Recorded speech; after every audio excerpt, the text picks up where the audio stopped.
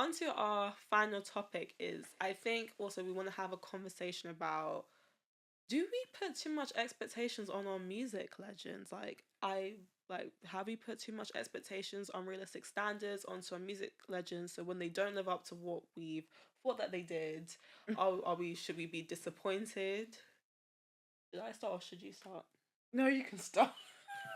Yes, we put way too much expectations on legends. I've gotten to a point that I don't put expectations on celebrities anymore because I don't know these people. So why am I putting expectations on people that I don't know? If we're talking about our music legends, let's start with another elephant in the room, Oyinka. Who?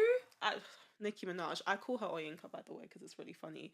But Nicki Minaj, like, everyone who is disappointed in her antics recently is like, Nicki has, and again, I'm someone who, when it comes to Nicki, I've always compartmentalized with her. I've managed to put different associations between her music and her personality, but now it's gone to a point where her personality is clashing too much with the music, so now it's just like, okay, now I have to address the elephant in the room. Nicki Minaj has always not been the best person in the world, and we've known this for many, many years. If we're being honest with ourselves, it started with the beef with Lil' Kim, where Lil' Kim warned all of us about Nicki. Remy Ma literally said after her beef with Nicki, that behind the scenes that Nicki was trying to stop her bag and trying to get paying people to not work with her. Cardi B said a lot of the same things, but because it was Cardi B, we didn't take her seriously. There's been other stuff of who she's been married to and lawsuits that have been taken on from that marriage. Like, Nicki has always shown us who she is, and I think the disappointment to me shouldn't be there because she's always been this way, and we tried to put her up as this harbinger of female rap unity. When has Nicki ever said that she wanted to be the face of female rap unity? I have not ever heard Nicki say that. Like, why are we putting these standards onto Nicki that she's never said this herself? I've never once said on this podcast that I think Nicki should be the face of female rap unity because she's never said it. And if you paid attention, this girl has beefed most female rappers, so I'm not even gonna put that on her. So I think what it comes down to is she might not be this kind person, right? But she's not marketing herself in that way. Like, you know, the likes of the Sukianas, City Girls in their earlier careers. Who else? Cardi in her early career. Actually, no, I'm not going to use Cardi. Cardi's the exception to the rule. But then again, colorism, etc. So I think that obviously she's being packaged as this rap queen. She is the rap queen, by the way. No. No, just people. Nicki is the rap queen. When I say rap queen, though, take the word queen literally. That's what I think we are attributing to her. Queens, they're regal, they're kind, they're all of these things that we put in all these expectations onto her because we've given her that title. And a queen shall not come off her throne. Yeah, but also as well, to be a queen, you have to be kind. You know, all those things. Like Queen Bee. Yeah, you can't, like, to be queen, like, to rule, you have to be fair, you have to be a leader, all of these things. I think that because we've given her that label, we expect her to act that way, but that's not who she is. But she's also bought into that brand that we've labeled her. That is that. Do you know? I can't even dispute that. She's also selling that to us. I can't dispute that. I think that's where the outrage comes from people when we're disappointed by her actions. That's what I think personally, because she's not out here saying, you know, I'm Harlem. I'm not the queen. I'm just a girl from Harlem. Like, that's not what she's doing. She's always had Roman, I am Miss Petty.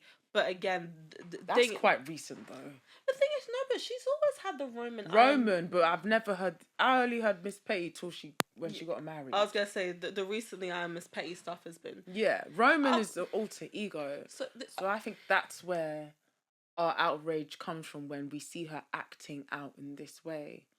Because for a long time, when there wasn't people to ruffle her feathers, there was no fuse. People didn't really take the Lil' Kim thing seriously, I think, personally. No, people didn't. And plus, and Remy Ma, did we take Remy Ma's thing? We just thought they're hating, like. And then looking back, and she didn't even respond. She literally, in that regard, we were like, oh, she didn't respond. Such a queen. You see what I mean? I was gonna say, because No Frauds wasn't really like. Yeah, we have championed her, and she acted like that champion till she wasn't acting like that anymore, and that's why we're mad.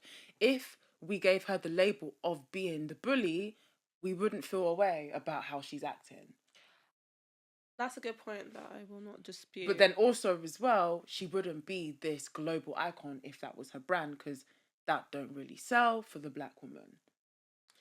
You know, I can't even dispute that with the Nicki thing. And even when I'm pertaining to Nicki, like other artists, like with like let's just talk about like Diddy, for example. Like Diddy was this icon of like black excellence, and the idea of like watching a black man from Harlem who had gone through poverty. That's what he was selling to attain himself to be this billionaire. But if we pay attention to the story of Diddy, Diddy has always had these stories about him throughout the industry.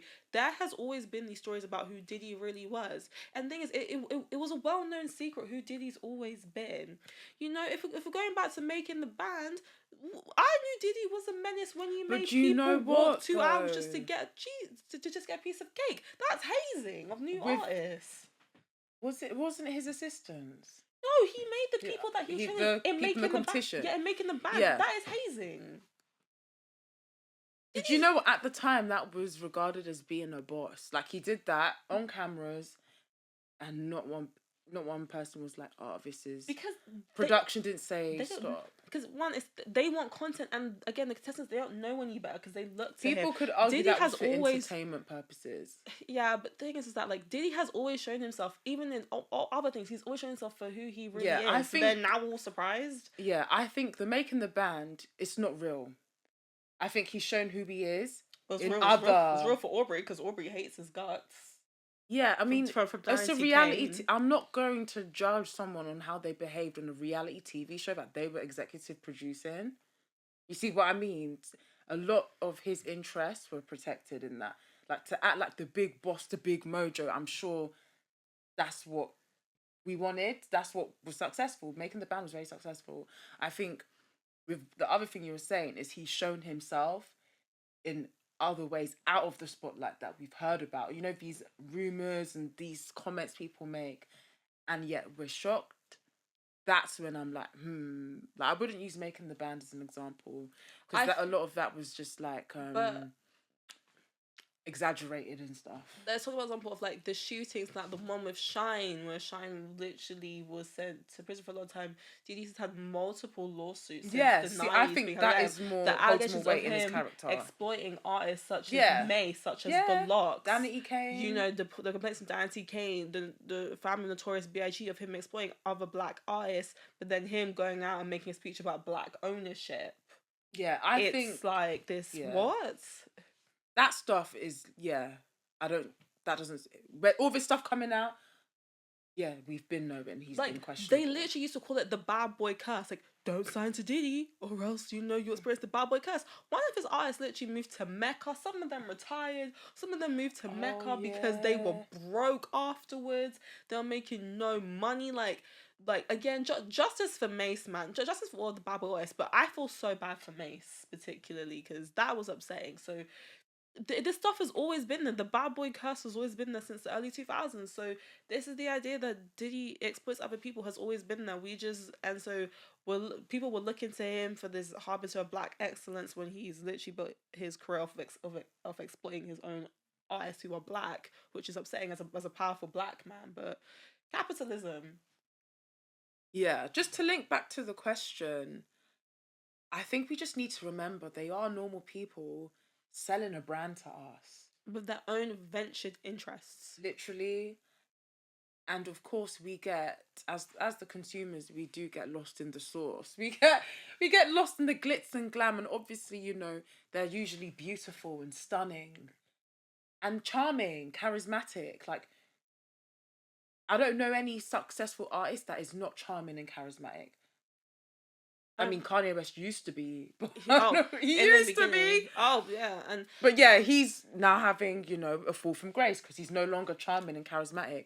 And we buy into that And we overly buy into that. Because apparently... we become fans, we become stans, we go to their shows, we stay up all night to see their Super Bowl performance. So it's like an emotional thing. A lot of this is parasocial relationships, to be honest. We make up our bond with the artist. This artist does not know me from Adam. And then we feel entitled for them to treat us a certain way because we put them in a position. And I think that's where our expectations come from. Like, I'm the reason you're here. So say, like, smile at me, wave at me when I've waved to you, you know? Come down from the stage and touch my hand and I'm like... That's where I think it comes from. But it's actually not real, which is a tough pill to swallow because I love music so much. But it's changed so much from just someone can sing, they make a good song. Like, it's a business. I think another artist who people have conversations about, and I'm only just going to quickly touch on this very briefly, but people, for example, talk about JayZ and stuff. So about 4 years ago, JayZ got into a partnership with the NFL. And this was during the time when there was still a lot of backlash with the whole _𝐂𝐎𝐍𝐶 thing about him being, what's it called? The one knee? Yes, the one knee, about a man who kneeled during the national anthem to protest police brutality, being blackballed from the NFL. So at this time, a lot of black artists were boycotting the NFL in solidarity with _𝐂𝐎𝐍𝐶, and JayZ announced a huge partnership with NFL. And so people were questioning, well, you are this messiah of black excellence, and so you should be leading our cause against the NFL, but you entered a partnership with them. There were questions of, is JayZ a sellout? Is JayZ this and that too? And so people are like, oh, well, JayZ is changing the institution from within. And that's a valid point, by the way. Like, I get both arguments, but people keep forgetting is that we have a lot of expectations for JayZ, but people used to mention is that JayZ is also someone who, he has his own, yes, he does all these things, but he's also someone who has his own interests for himself. JayZ has his own goals that he's also doing for himself as well. So, and especially when you're a billionaire and when you have all these ventured interests, it's that, like, it's not going to be the way that you want it to be. There's gonna be some things that we're not gonna be like this stuff too. Like, you don't get to be a billionaire through completely 100% ethical means or being goody all the time. But this is a conversation about capitalism that I just don't want to get into. I'm just gonna leave it there, just for a thought, just to say. And by the way, food for thought. By the way, I respect JayZ. He's a great businessman, and I love his music. So it's just a food for thought about the conversation about him working at the NFL. Did we put too much expectations on JayZ? Yeah, like I said, we're just ordinary people. Stop putting expectations onto celebrities. We don't know them. We don't know you. They have bills to pay. They have bills to pay. They have businesses. Like, children to feed. They have investors. They have people that they have to look out for. They have stakeholders. They've got stakeholders, investors. They have investors. So when we are paying all these expectations on them, I'm like, there's so much that goes into them. So it's like, they don't think of themselves. Yeah. They have conglomerates. We don't actually see the clock's turning as to why they've made them decisions. And we'll probably never see it because that's the music industry for you. But, you know, again, it's just that, you know, I've always loved Nicki as her music. Her music is iconic in my life, so it's just unfortunate just to see what's turned into. I can't lie, Nicki's music will forever be in my playlist. An ordinary person. A very talented, ordinary. All of them, JayZ, Diddy, Nicki, are all very highly talented, successful people who have changed the industry beyond anything we've ever expected. Yeah. And I think that's also part of it. I think when people achieve things like they didn't, I'm sure when JayZ and Nicki Minaj started out, like, they've achieved their dreams and then some more. So I think it's because they're so impactful. We project onto them, like, how they should act, how they should behave because you're so iconic. But it's actually out of our control how they handle their icon status. And also, like with what I said with the clocks turning, we don't actually know the day in the life of Nicki Minaj and to why she's choosing to act the way she does, and we will never know.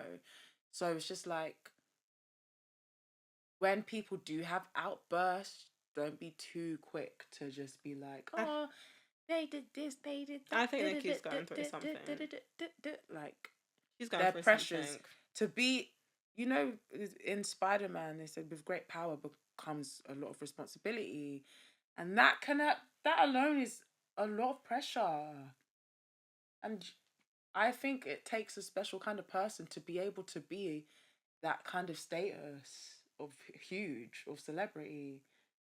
You know, some people crack, some people break. You know, some people crack, some people break, and some people are just like titanium. So yeah. And by the way, the Nicki one is different to what we're saying about Diddy. The Diddy stuff is a whole thing that that those aren't the same, and that's even different from JayZ, because I still respect JayZ as a business person and as an artist well.